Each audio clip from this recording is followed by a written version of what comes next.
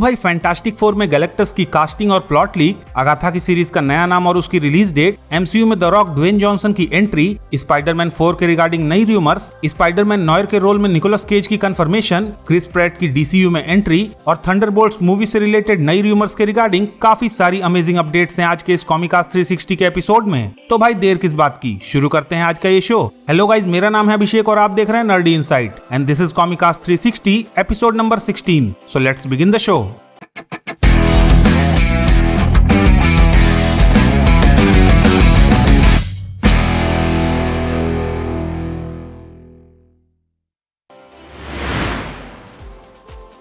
अब भाई इस वीक फैंटास्टिक फोर में गैलेक्टस के रोल के रिगार्डिंग काफी मेजर अपडेट्स बाहर आ रही हैं। जहां पहली अपडेट की बात करें तो वैरायटी नाम की मैगजीन ने ये रिपोर्ट किया कि मार्वल स्टूडियोज ने ब्रिटिश एक्टर राल्फ इनसन को गैलेक्टस के रोल के लिए ऑफिशियली कास्ट कर लिया है। जिसके बाद वैरायटी वालों के इस ट्वीट को कोट करते हुए राल्फ इनसन ने भी खुद ही इस बात की कंफर्मेशन दे डाली। साथ ही दूसरी तरफ कैन वी गेट टोस्ट नाम के इंडस्ट्री इनसाइडर ने ये रिपोर्ट किया कि फैंटास्टिक फोर मूवी में गैलेक्टस रीड रिचर्ड्स के बेटे फ्रैंकलिन रिचर्ड्स की खोज में अर्थ की तरफ आएगा। इसके साथ ही उसने ये भी बताया कि इस फिल्म में फ्रैंकलिन रिचर्ड्स का जन्म भी स्पेस में होगा, जबकि फैंटास्टिक फोर फिल्म की शूटिंग इस साल जुलाई से शुरू हो जाएगी।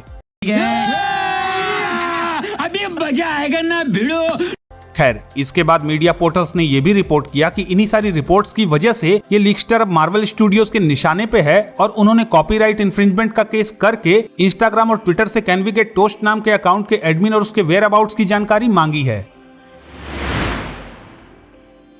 तो भाई 76 बार नाम चेंज करने के बाद फाइनली मार्वल स्टूडियोज ने डिज्नी अपफ्रंट नाम के इवेंट के दौरान अगाथा की सीरीज का नया नाम अगाथा ऑल अलोंग कंफर्म करने के साथ साथ ये भी रिवील किया कि इस सीरीज का प्रीमियर इस साल 18 सितंबर से डिज्नी प्लस पे स्टार्ट हो जाएगा। साथ ही पहले दिन यानी कि 18 सितंबर को इस सीरीज के पहले 2 एपिसोड्स एक साथ प्रीमियर होंगे। इसके साथ ही मार्वल स्टूडियोज ने इस इवेंट में डेयरडेविल बॉर्न अगेन का एक ऑफिशियल लोगो और एक टीजर शोकेस करने के साथ साथ ये भी बताया कि Daredevil born again next year यानी कि मार्च 2025 में रिलीज होगी और आयरन हार्ट की सीरीज डेयरडेविल बॉर्न अगेन के बाद डिज्नी प्लस पर रिलीज होने वाली 2025 की मार्वल की सेकंड सीरीज होगी।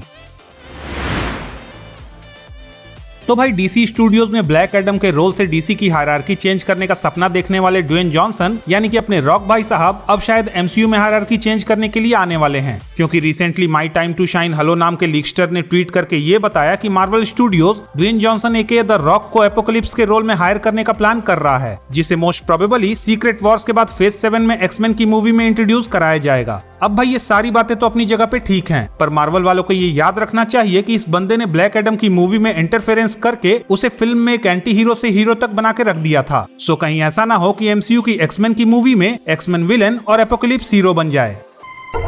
Big reason to worry.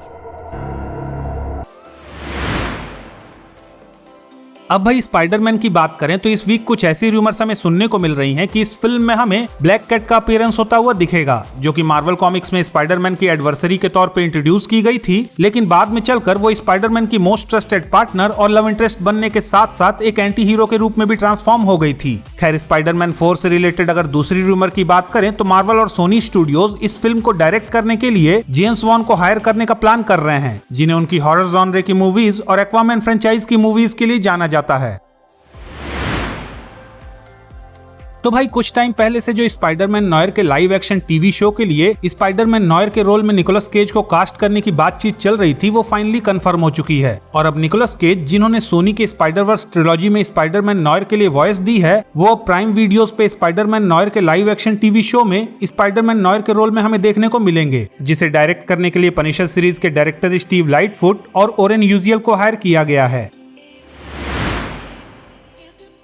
अब भाई रिसेंटली एक इंटरव्यू में एमसीयू में स्टार लॉर्ड का रोल प्ले करने वाले क्रिस प्रैट ने ये कंफर्म किया कि वो जल्दी ही एमसीयू में स्टार लॉर्ड के रोल में रिटर्न करने वाले हैं। साथ ही डीसीयू में उनकी एंट्री के रिगार्डिंग पूछे जाने पर उन्होंने कहा कि अब जबकि जेम्स गन डीसीयू को रन कर रहे हैं तो वहाँ कुछ भी पॉसिबल है। सो आई थिंक कि जल्दी ही हमें एमसीयू और डीसीयू दोनों में ही उनका साइमल्टेनियसली अपीयरेंस देखने को मिलेगा। बस देखना ये है कि डीसीयू में जेम्स गन उन्हें किस रोल में हायर करते हैं।